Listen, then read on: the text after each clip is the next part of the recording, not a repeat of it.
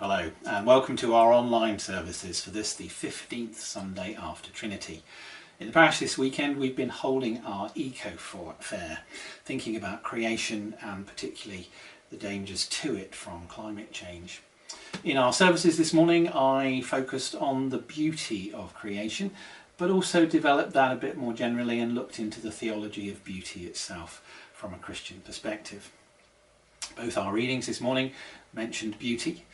From Psalm 27 we mentioned the beauty of God, and I'm just going to read you one verse from that reading, and then from Matthew's Gospel we told a story about somebody who did a beautiful thing, and I'm going to read that passage to you in full.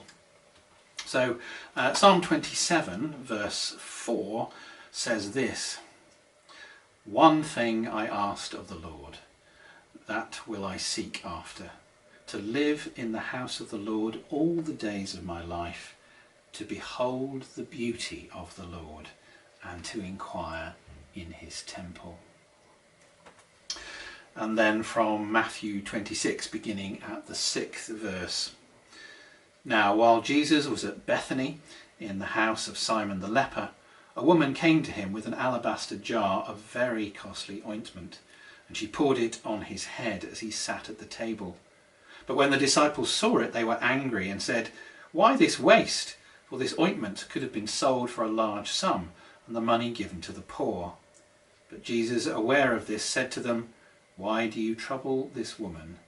She has performed a beautiful thing for me.'" This is the word of the Lord. Thanks be to God. So I recorded my sermon at 8 o'clock this morning, and that's what you're about to see.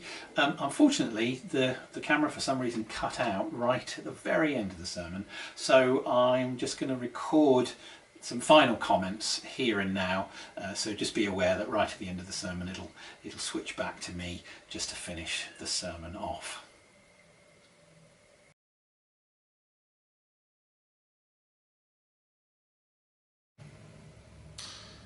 I speak in the name of the Father, the Son, and the Holy Spirit. Amen. Beauty is in the eye of the beholder. It's actually a very ancient saying. We don't know the source of it. Certain modern writers are credited with kind of tweaking it and making it exactly in the form that we have it, but it's a sentiment that's been around for thousands, if not hundreds of years. Beauty is in the eye of the beholder. And of course, there is a degree to which that is true.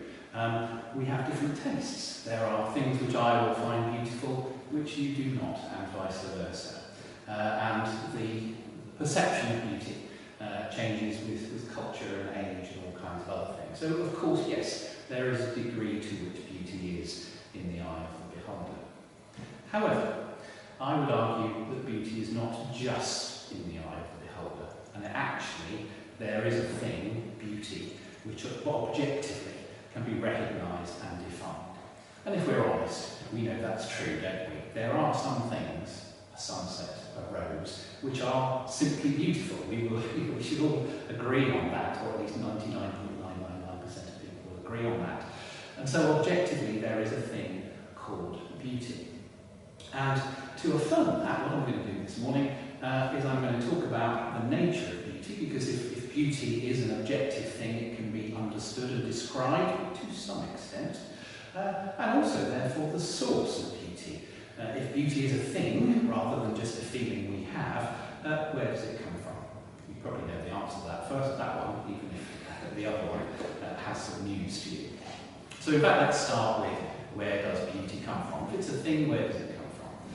Well, clearly as Christians we believe, as the Bible says, every good thing comes from God, and beauty is a good thing, and therefore beauty comes from God.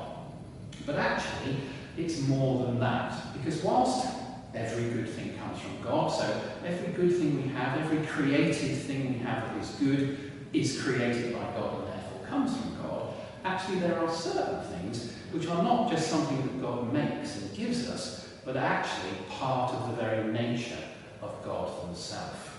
They are who God is. And you can probably work out what some of those things are. I hope you know God is love. Not just simply that God loves us or God gives us the gift of love, but actually God is love. It's part of the very nature and the personality of who God is. But it's not the only thing. There are other things as well, which over thousands and thousands of years, in the Old Testament and in the New Testament, people have discerned, oh yes, and have discovered, this is actually who God is. This isn't just a nice thing God does for us or gives us. This is actually who God is. And in particular, love, truth, and wisdom. Love, truth, and wisdom. And then again and again in the Bible, and people who've loved and grown to know God over the years have recognised that this is who God is. And of course, Jesus sometimes says some of these things. I am the way and the truth and the life. So wisdom, truth, and love are the very essence and nature, or part of the very essence and nature of who God is. But also, therefore, so is beauty. Because actually, beauty, and when I come on to define it, I hope I'll justify this, beauty comes from wisdom, love, and truth. In fact, you can't have beauty without those things, also I'm going to argue in a minute. And when I was reading up on this topic, I came across a phrase which I rather liked. So it's not just that God is wisdom, truth, and love. God is perfect wisdom, perfect truth, and perfect love. We have wisdom, truth, and love in our lives and in our world, but they're often flawed and not perfect. But God is perfect wisdom, perfect truth, and perfect love. And beauty, this is the phrase I rather liked, beauty is the bouquet of his perfections. Beauty is the bouquet of God's perfections. In other words, wisdom, truth, and love together give us beauty. Well, how is that so? Well, firstly, because from wisdom we get logic and structure and form, particularly form. And beauty always has form. In other words, there is a pattern to beauty. Certainly, we can see this in human creative beauty, music, poetry, literature. They all have form. They're not just random words or random sounds. They have a structure and a pattern to them. So form and structure is an essential part of beauty. Chaos is the opposite, whereas structure and form is part of what gives us beauty. And indeed, we see this in creation itself. Creation is made up of molecules formed together in patterns. Beauty is made up of the speed of light, the force of gravity. All the things that the scientists tell us, these are actually essential elements of creation itself, and therefore essential elements of the beauty of nature, the beauty of creation, the form, the structure, the logic, the wisdom within creation itself and within all beautiful things. Truth. Beauty cannot be false. Beauty must be true.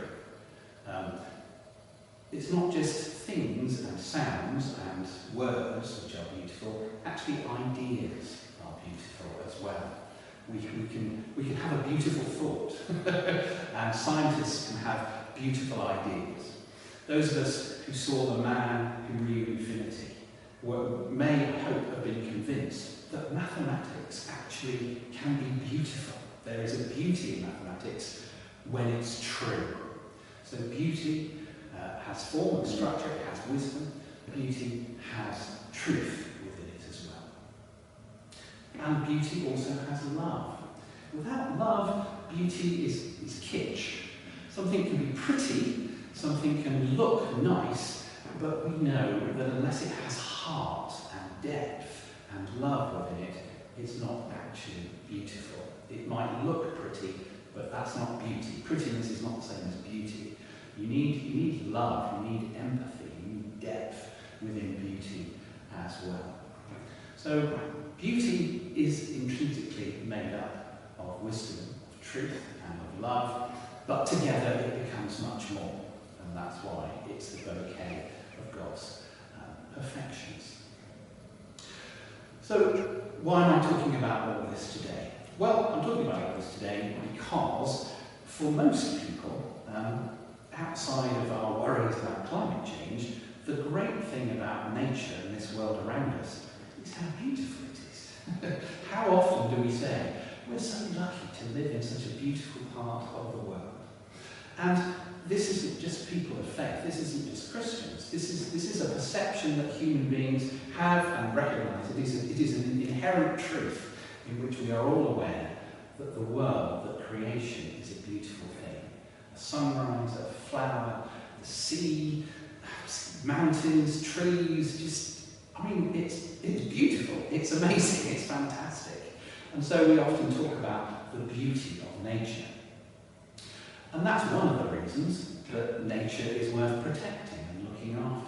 But of course it's not the only reason, but I think it's actually a very good reason. It's more than just, let's look after this because it's pretty or it's nice. It's actually much more than that. Of course, there are incredibly urgent and important reasons why we should be protecting our planet anyway. If you were at the service earlier this year, when Alison Nolden came and spoke to us, she gave us some facts and some figures about temperature rises and etc., and the speed of carbon in the atmosphere and all this kind of stuff. And it's right. And there'll be more of that information today, because some people need that information. There are still, I know it seems amazing, but there are still plenty of people in the world who are either complacent about this, or who believe it, but then don't actually do anything about it. And those people, and that includes us to a degree, I'm sure, it's good for us to be nudged and reminded how urgent this is. And of course it's important because this is the only home we have at the moment. As Christians, we believe one day we'll have another home, but at the moment, this is the only place we've got, and sensibly we need to look after it. If you're not convinced by all of that, just simply look at the news. Look at the wildfires, look at the floods, look at how sea levels are rising. I mean, it's on the news now every day. This isn't some kind of theory, this is something that is actually happening. So it's urgent and important we do it for practical reasons. It's also important as Christians that we do it for theological reasons.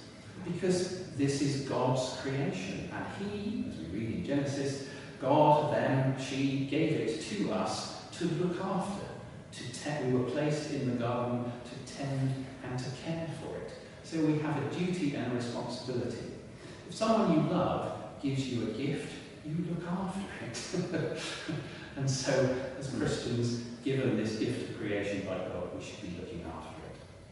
But I think actually, a third reason for looking after creation, and almost as good a reason as the previous two, is because of the beauty of creation. Because, as I've already hinted at, the beauty of creation is more than just that it looks nice. Actually, it's an intrinsic reflection of the presence of God within creation itself. And as such, it's a way that we engage with God. It is one of the key ways that we recognise God through God's beauty and through the beauty of creation.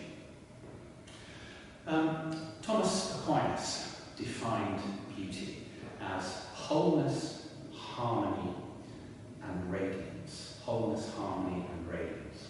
Now, the wholeness is the perfection, the completeness of beauty. Beauty doesn't need anything added to it. You cannot and should not gild the lily. So a sunset doesn't need anything else. It is what it is, and it is beautiful as it is. A rose doesn't need anything else. A lily, as Shakespeare said, doesn't need anything else. So there's a wholeness. And of course, this reflects the wholeness of God. God is one. God does not need creation. God is who God is and is perfect in God's self. So wholeness, harmony, this speaks about the rhythm, the pattern, the structure that we find in all of creation. And radiance means that beauty emanates itself, and that we as human beings are created to receive and understand beauty. Of course, it's reflected through sight, sound and smell and touch. Something can feel beautiful. When did you last hold a newborn baby? Wasn't that beautiful? The smoothness of the skin. I mean, yeah, touch, sight, sound, smell, all of the senses we receive. We feel beauty. Sometimes we think beauty, like in a mathematical formula, but actually the true reception of beauty is a feeling, it's an emotional response to beauty. And as well as radiance, it also is made to be desired. We are meant to want beauty. So desire is a factor as well. Human beings are actually created to want, to need, to desire. Now, sometimes that want, need and desire, as all the things that God gives us, can be used wrongly, but actually essentially desire is a good thing. It's what God wants us to do. God wants us to desire. As the deer pants for the water, so my soul longs after you. Desire is a natural and good human thing, and beauty is the thing we desire. Of course, under that we desire the wisdom, the truth and the love that beauty is made up of. We want those things, and God has made us to want those things. So we seek out beauty. Uniquely today, you are going to get passages from all three sections of our Pew Bibles. You've already had sections from the Old Testament and the New Testament, and I'm now going to read you a passage from the Apocrypha. Did you know that these Bibles on your pews have three sections in them, including the Apocrypha? I'm sure Judy did, and some of you may have done. The Apocrypha is a set of books in the middle of the Bible, which is not considered to be canonical, so it shouldn't be used to form doctrine, but actually it's felt to be useful and helpful and have good stuff in it. One of those books is the Wisdom of Solomon. I'm going to read you a passage from chapter 7 going into chapter 8 from the Wisdom of Solomon. Now, it's primarily being written about wisdom, but actually I think you'll see how all the things I've just spoken about play into it. And Solomon refers to wisdom in the female sense. For she is a reflection of eternal light, a spotless mirror of the working of God, and an image of God's goodness. Although she is but one, she can do all things. And while remaining in herself, she renews all things. In every generation she passes into holy souls and makes them friends of God and prophets. For God loves nothing so much as the person who lives with wisdom. She is more beautiful than the sun and excels in every constellation of the stars. Compared with the light, she is found to be superior, for it is succeeded by the night, but against wisdom evil does not prevail. She reaches mightily from one end of the earth to the other, and she orders all things well. I loved her and sought her from my youth. I desired to take her for my bride and became enamoured of her beauty. I think it's a fantastic passage about the relationship between wisdom, truth and beauty, and about how we perceive it, and also our God-given desire for it. So two final things before I finish. Firstly, I've talked quite a bit about how order and structure is important to beauty, fundamental to beauty. But don't get the idea that that means that beauty is regimented or contained or boring. What we find in the Bible and in the life of Jesus is that actually human perception and human understanding was often confounded and surprised. Jesus did not do the things that we would necessarily think to be wise and sensible. Human wisdom says every man for himself, the survival of the fittest, greed is good, look after number one, etc., etc. That's kind of natural human wisdom to a degree. The wisdom of Jesus and the wisdom of God is very different from that. Jesus is Wisdom is about sacrifice. Jesus says, the meek shall inherit the earth, etc., etc. So with the structure, this form, and actually ultimately something that makes perfect sense, but actually there's also, from our perception, a wild unpredictability sometimes.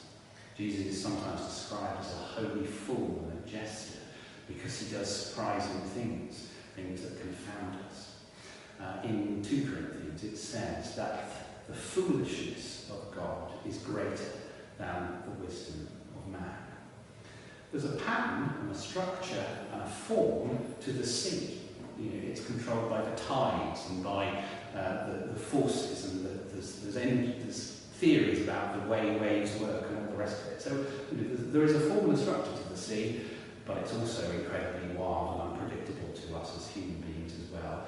And there is a beauty in that awesome strength and danger, I would argue. So don't go thinking that beauty is containable and structured and regimented. It's not.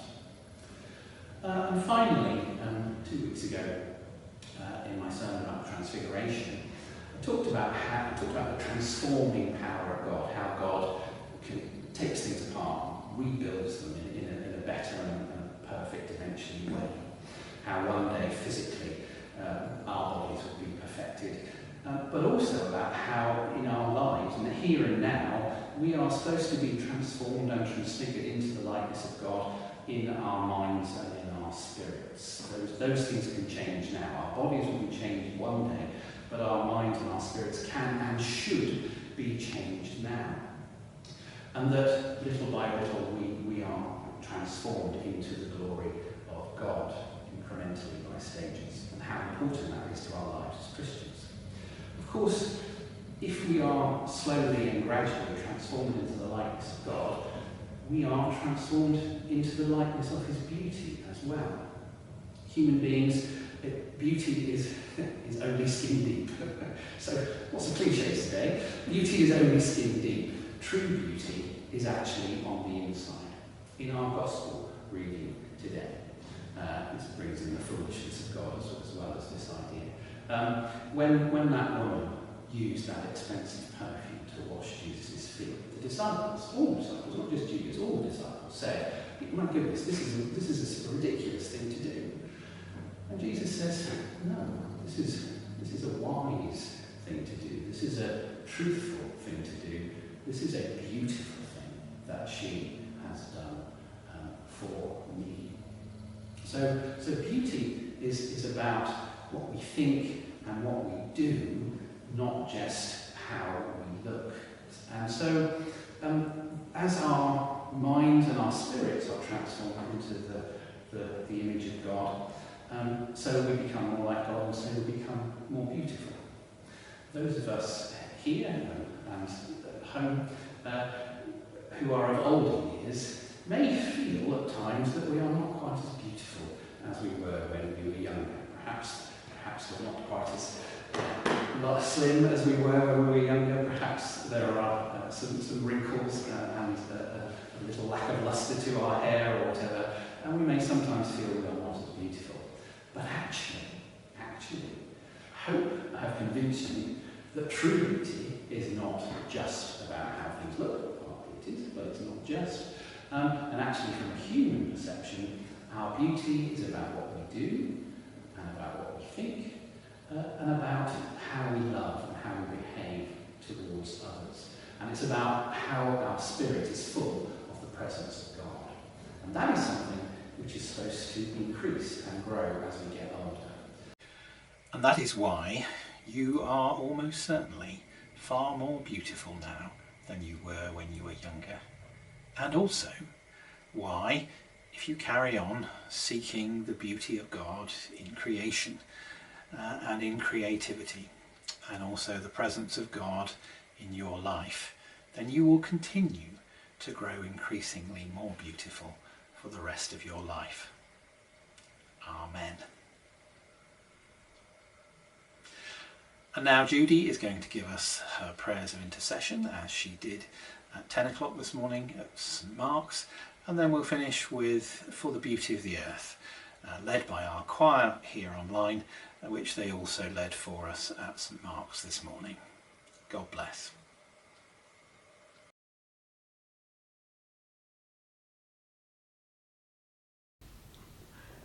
Let us pray. We pray for the world around us. The Lord is full of compassion. His love lasts forever. God of mercy, we pray for all those places where there's so much distress at this time. We pray for those affected by the floods in Libya, for those coping with the damage from the earthquake in Morocco, for those trying to rebuild their homes and livelihoods after the wildfires during the summer. And we especially hold in our hearts those who are suffering the loss of family members. May they know your strength and care. The Lord is full of compassion. His love lasts forever. God of mercy, we give thanks for the diversity of your world and pray that we all share your gifts. May we use them wisely and well for the good of all, remembering those still to come. On this Eco-Fair Sunday, open our hearts to the opportunities you give us to show your compassion as we look to the future. The Lord is full of compassion. His love lasts forever. God of mercy, we pray for all those in positions of influence in your world. May they use their position sensitively and for the good of all, and may they be open to your guidance. The Lord is full of compassion. His love lasts forever. God of mercy, we pray for the children throughout the world and pray that there may be adequate resources for each one. May they learn to share and encourage each other, especially as the new school terms begin. And may they develop confidence as they build new friendships. The Lord is full of compassion. His love lasts forever. God of mercy, we thank you for those who care for the sick and those who are struggling with personal issues and don't know where to turn for help. May those who are suffering know that you are ready to welcome them into your family, and may they know your compassion in situations which have been hard in the past. The Lord is full of compassion. His love lasts forever. God of mercy, we remember those who have gone before us. We give thanks for all the love they gave us, the support on so many occasions. And as we remember them with love and thanksgiving, we pray they rest in your eternal peace. The Lord is full of compassion. His love lasts forever. God of mercy, we give thanks that on occasions you challenge us, but that you are always there for us with your love and forgiveness. The Lord is full of compassion. His love lasts forever. Merciful Father, accept these prayers for the sake of your Son, our Saviour, Jesus Christ, our Lord. Amen.